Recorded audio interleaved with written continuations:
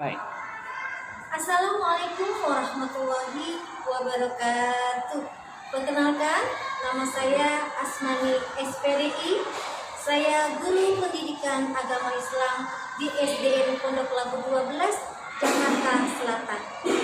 Saat ini saya terdaftar sebagai mahasiswi PPG di UIN Syarif Hidayatullah dengan nomor NIM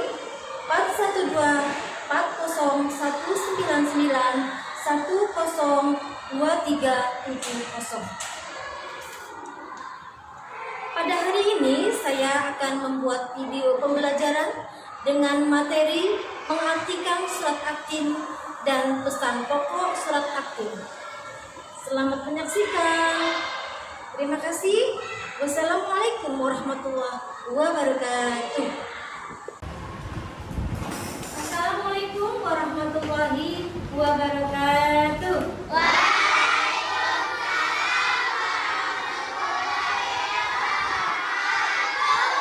Apa kabar anak-anak?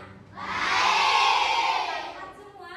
Alhamdulillahirrabbilalamin, bersyukur kepada Allah pada hari ini kamu dapat menuntut ilmu. Kita belajar di sekolah SD Pondok Labu 12 yang tercinta. Anak-anak, sebelum memulai belajar, mari sama-sama kita berdoa. Untuk berdoa pada hari ini akan dipimpin oleh Kaila. Pada Kaila dipersilakan.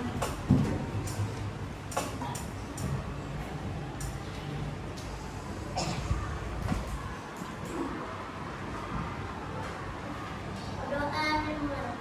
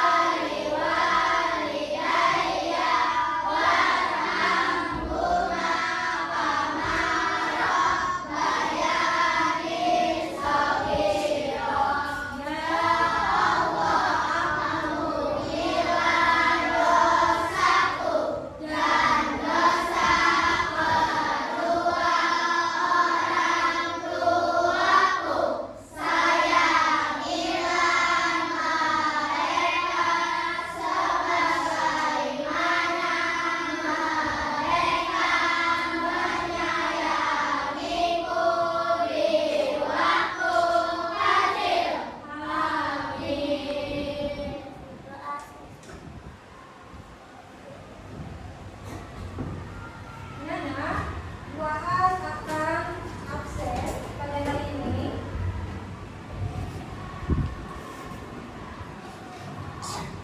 Ahmad Al-Rizki, Ainun, Aisyah, Benyamin, Iman, Denaira, Hadir, Bu. Gafaro, Hadir, Bu. Hafsah, Hadir. Haikal, Hadir. Intan, Hadir. Anaya, Hadir. Kartika, Hadir. Kaila, Hadir. Mariam, Hadir. El, Hadir. Muhammad Alfian, Hadir. Muhammad Azhar, Hadir. Muhammad Julio, Hadir. Muhammad Nur, Hadir. Muhammad Zaki, Hadir, Bu. Muhammad Ramadan, MZ, Hadir. Nur Hasna, Komita, Somita, Rasya, Raihan, Rizky, Talita, Talita tidak masuk. Ubay, Zayana, Umay. Ya, Talita tidak masuk hari ini.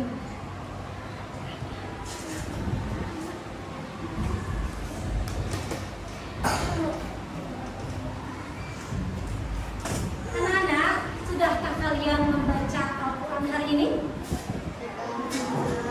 Ada yang sudah, ada yang belum. Anak soleh biasakan membaca Al-Quran setiap hari.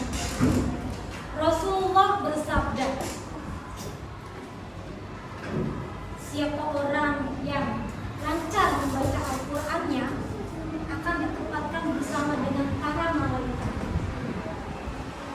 Dan barang siapa yang membaca Al-Quran yang berbata-bata, baginya terdapat 2 pahala. Semoga Al-Quran yang kita baca dapat menjadi penolong, menjadi syafaat di yaumil qiyamah. Amin ya Allah. Amin. Karena tujuan pembelajaran pada hari ini yang pertama adalah agar anak-anak bisa membaca surat Atin. Yang kedua, anak-anak dapat menerjemahkan surat Atin. Tujuan pembelajaran yang ketiga, anak-anak dapat menghafal surat Atin beserta artinya.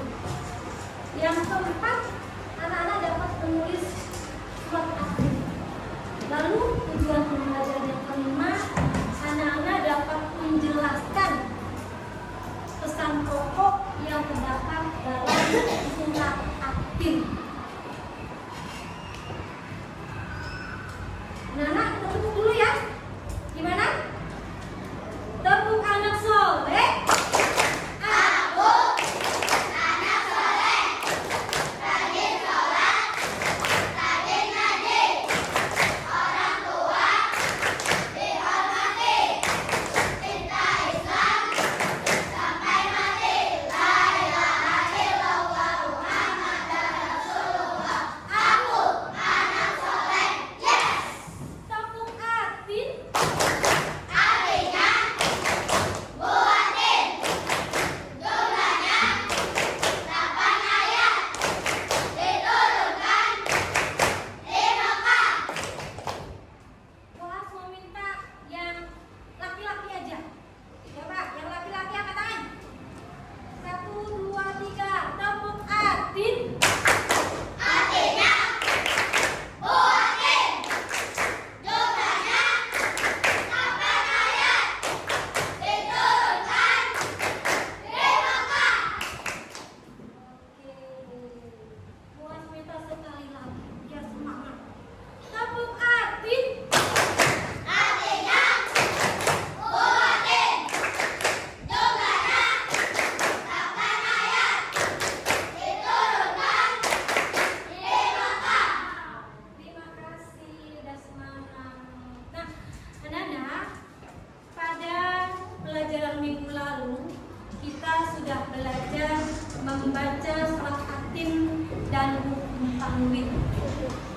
Pada hari ini kita akan belajar mengartikan surat Atin. Lalu yang kedua, pesan-pesan pokok yang terkandung dalam surat Atin. Anak-anak masih ingat bacaan surat Atin? Masih. Sama-sama kita baca surat Atinnya. Coba sama-sama dimulai dengan ta'awudz. A'udzubillahi minasyaitonir rajim.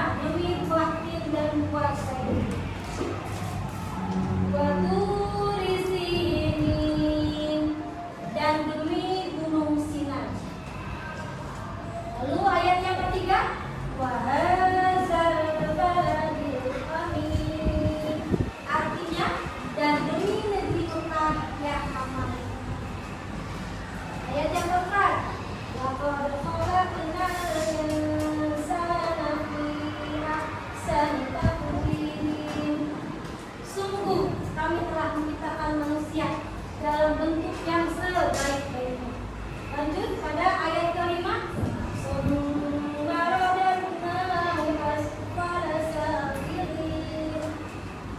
Kemudian kami kembalikan dia ke tempat yang serendah-rendahnya. Ayat yang keenam.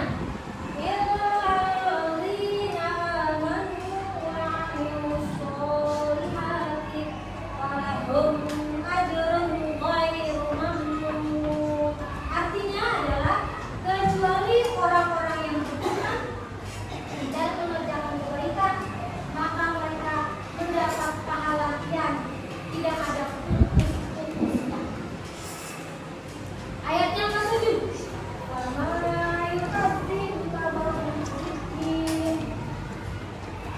Artinya adalah maka apa yang menyebabkan mereka menceritakanmu tentang hari pembalasan setelah adanya keterangan-keterangan itu.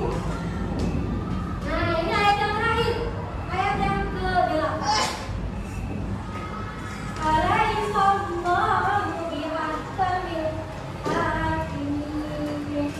Artinya adalah bukankah Allah hakim yang paling adil. Nah, sekarang Bu Asmita dua kelompok. Kelompok 1 dan kelompok 2 baca surat At-Tin beserta terjemahannya. Dalam hitungan ketiga dimulai. 1, 2, 3.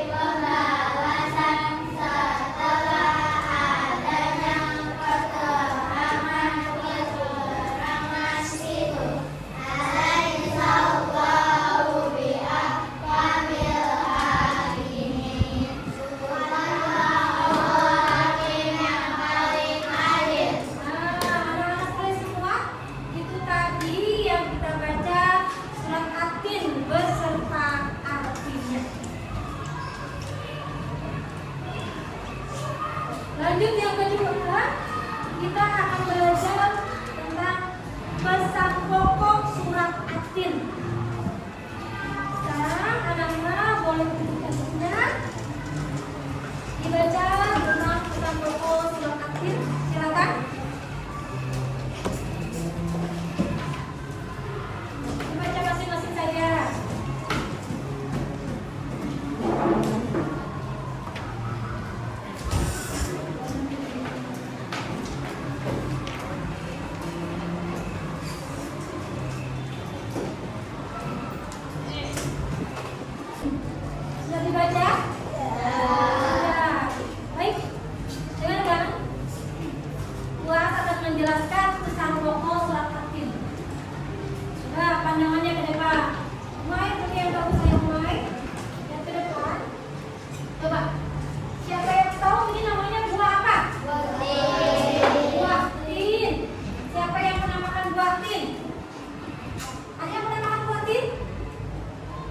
tin rasanya apa ya? Manis. Nah, buah tin itu banyak mengandung vitamin. Ya. Nah, buah tin ini tempat tinggalnya Nabi Nuh. Tempat tinggal Nabi siapa? Nabi Nuh.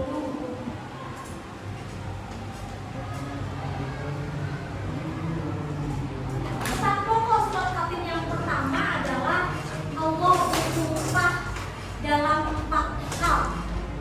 Nah, yang pertama ini, buah tin.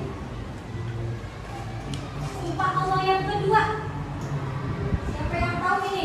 Buah zaitun. Nah, buah zaitun ini tempat tinggalnya Nabi Isa.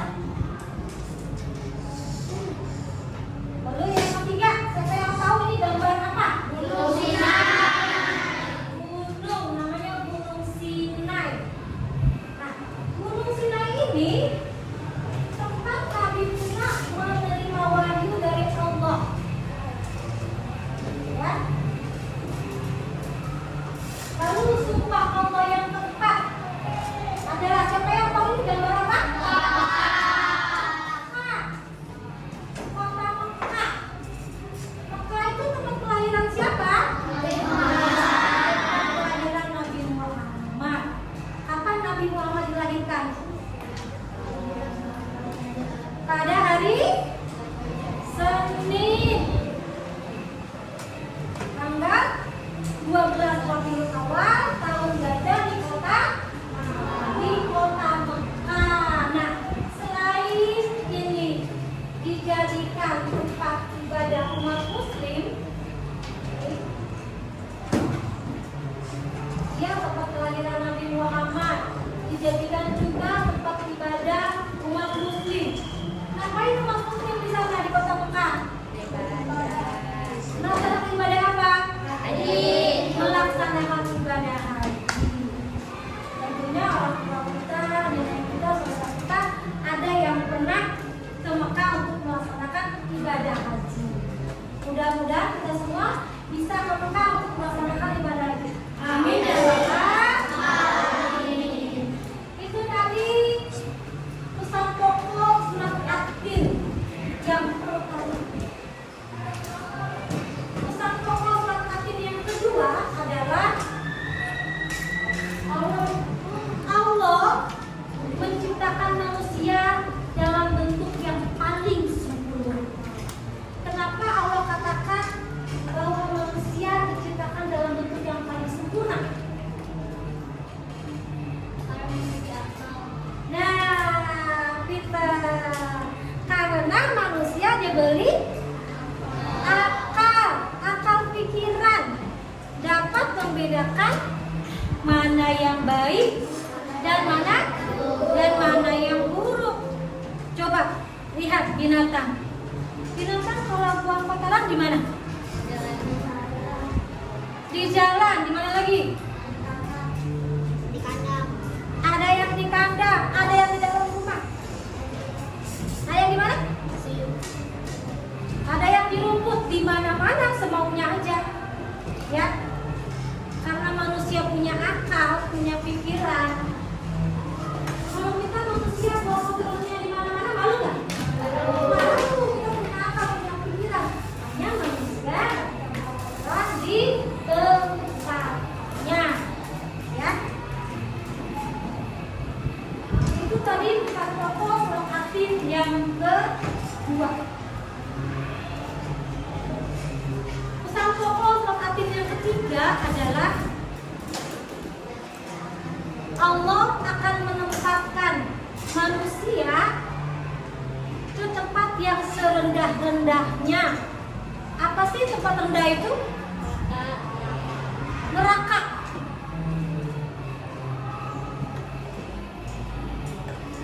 Kenapa dia dimasukkan dalam neraka?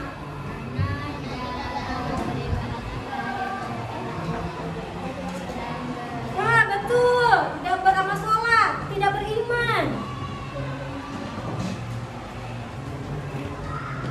Kecuali orang-orang yang beriman dan mengerjakan yang diperintahkan Allah, yang seperti sholat, puasa, zakat, dan kebaikan. Yang Allah tempatkan ke dalam surga.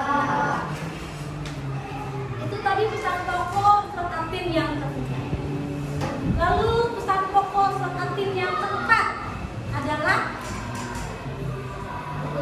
setiap perbuatan kita akan diminta pertanggungjawabannya oleh Allah, baik yang kecil, yang besar, yang sengaja maupun. Misalnya dalam keadaan puasa, capek, lelah, ya, haus, pulang ke rumah, mama nggak ada, ayah kerja, kakak kuliah, sendirian, ini nggak ada yang tahu. Buka kulkas, wah segernya, ada sirup, ada air es, minum, nikmatnya.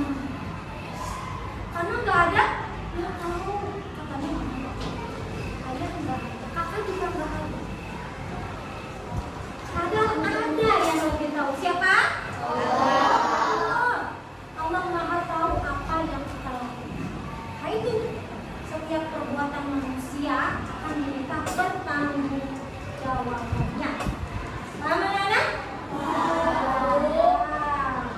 Nah, anak-anak, dari penjelasan yang tadi Wak sudah berikan, Wak mau tanya, apa sih artinya surat At-Tin? Ada berapa di surat At-Tin? Dituliskan di mana surat At-Tin? Ada berapa pesan pokok surat At-Tin? Yang pertama apa? Terus yang kedua? Yang ketiga? Yang keempat? Tadi masuk yang pertama.